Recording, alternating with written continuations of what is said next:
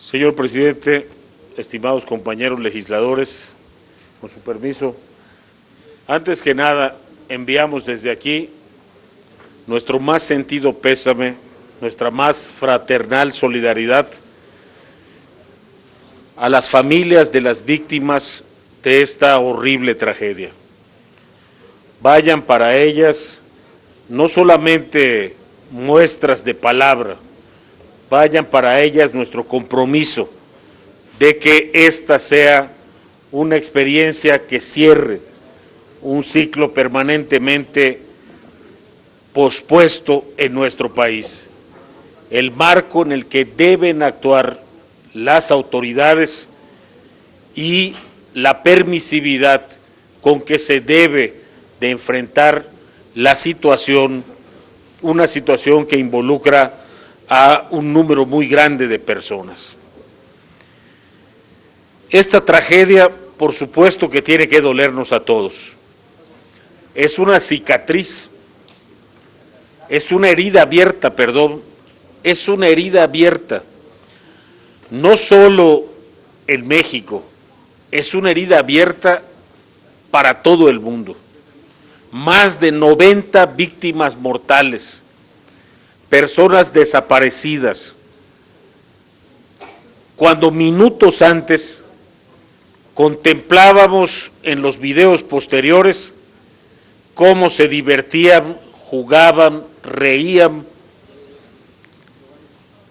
y después de eso la tragedia, y después de eso una explosión que deja a muchos sin reconocer, pero lo más impresionante, deja a muchos sin siquiera aparecer.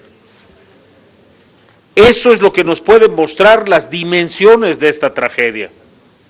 Y por eso, estimados amigos, no podemos obviar las preguntas a las que esta tragedia da lugar.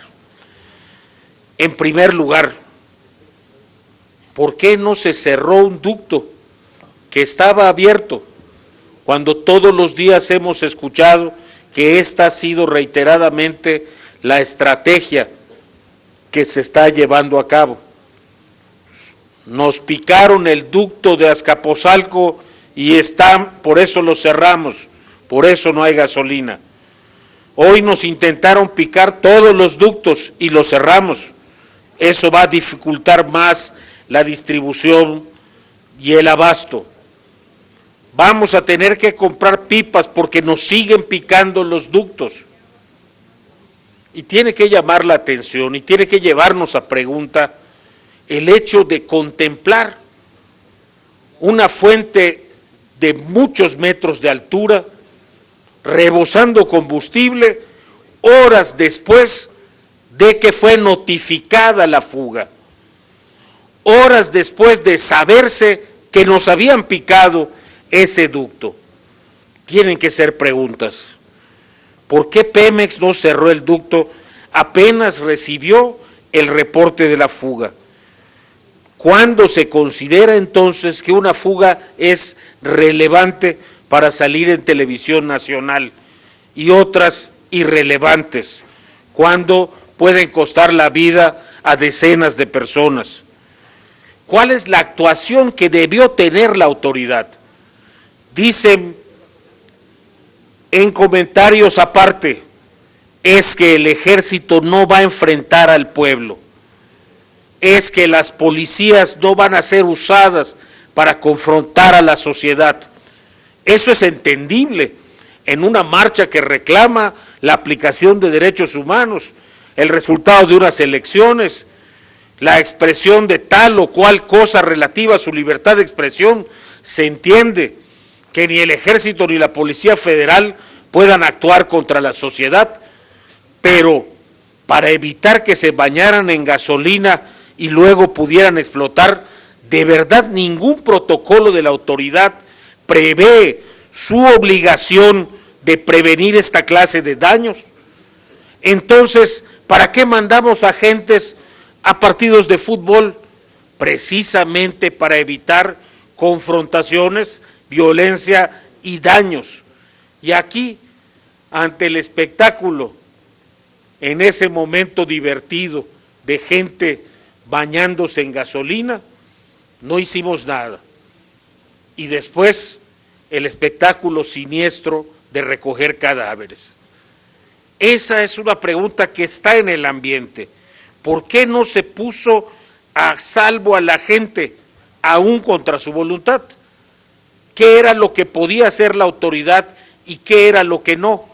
¿Quién tenía que disponer la actuación de esos soldados que llegaron con horas de anticipación a la tragedia? ¿Cuál era el marco delimitado en un incidente de daño federal del resto de las fuerzas de seguridad? Protección Civil no tiene ninguna capacidad de actuación cuando se trata de ductos de gasolina o de oleoductos. De verdad nadie se dio cuenta de que era una situación que iba a terminar en una tragedia. De verdad en ese momento nadie pensó que la menor chispa iba a significar la muerte de cientos de personas posiblemente, como podemos apreciar en los videos. Son preguntas. Una gran lección que nos dejan estos hechos es el análisis determinante sobre la capacidad de actuación de las fuerzas militares y los protocolos a que se están sujetando. Los tenemos en la calle. Estamos seguros de que cuentan con los protocolos de actuación para casos no solamente de enfrentarse a las personas que se dedican al crimen organizado, sino también a casos como este, donde ese crimen organizado ha derivado en la irresponsable actitud de cientos de ciudadanos. Otra pregunta, este tipo de tareas como las que le estamos pidiendo al Ejército exigen experiencia en proximidad, labores de persuasión, de disuasión, una preparación específica. Pero en cuanto a que estaban ahí, no hay duda. En cuanto a qué debieran haber hecho, no hay duda. Podemos especular de si recibían órdenes o no, si enfrentarían o no, del riesgo que se correría o no. El hecho irrefutable es que estaban ahí. En vez de 25 soldados, posiblemente requeriríamos mucha más fuerza civil, pero hoy no se trataba de reprimir a los pobladores, se trataba simplemente de ponerlos a salvo. Ese es el término. Para momentos como este, contamos con fuerzas policiales y hay que reflexionar seriamente sobre si en verdad queremos hacer totalmente a un lado o desaparecer en su función. En el mismo sentido, tengo que señalar que el fiscal general de la República, a quien acabamos de otorgarle ese nombramiento, se encuentra ante una de sus más difíciles pruebas. No nos hubiera gustado que este fuera el bautizo de su actuación, pero sin duda hacemos votos, confiamos, creemos, exigimos que cumpla y que nos dé resultados absolutamente contundentes con respecto a los hechos y con respecto a los responsables. Podríamos, amigos, hacer como se hacía hasta hace muy poco, salir a rompernos las vestiduras y decir los primeros muertos del sexenio. Podríamos también decir fue el Estado, no tengan ninguna duda. Hoy lo que nos tiene que mover es que hay prácticamente un centenar de personas que sufrieron porque no supimos hacer a tiempo lo que estábamos obligados a hacer. ¿En qué consistía esto? ¿Quién pudiera ser responsable? Nosotros no vamos a adelantar juicios, esperaremos y confiamos en la actuación de la justicia mexicana, que es lo que pedimos para todas estas víctimas y sus familias. Justicia. Gracias, senador. Tiene el uso de la palabra la senadora Verónica Camino Farjat, del Partido Verde Ecologista.